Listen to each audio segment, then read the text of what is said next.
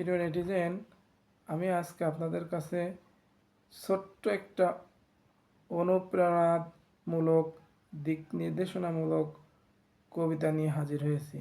তো চলুন শুরু করা যাক। অধম ও উত্তম, লিখেছেন সত্যেন্দ্রনাথ দত্ত। কুকুর আসিয়া এমন কামড় দিল, পথিকের পায় কামড়ের চোটে ২০ দাঁত ফুটে, বিষ লেগে গেল তাই। ঘরে ফিরে এসে রাত্রি বেচারা বিষম ব্যথায় জাগি, বাপের এসে বলে ভর তো সোনা চলে, কপালে রাখি হাত, তুমি কেন বাবা ছেড়ে দিলে তারে? তোমার কি নেই দাঁত? কষ্টে হাসিয়া আর তো কহিল, তুই রে হাসালি মোরে, দাঁত আছে বলে কুকুরের পায়ে দংশি কেমন করে? কুকুরের কাজ কুকুর করেছে, কামড় দিয়েছে পায়, তাই বলে কি ফিরে কামড়ানো মানুষের স্বভাব পায়? প্রিয় নেটিজেন, মানুষের স্বভাবজাত বৈশিষ্ট্য হচ্ছে বিবেক দিয়ে কাজ করা।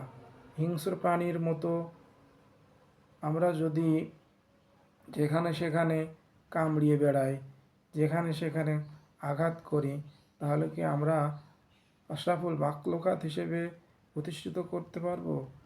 প্রিয় নেটিজেন, ভালো লাগলে অবশ্যই পাশে থাকবেন।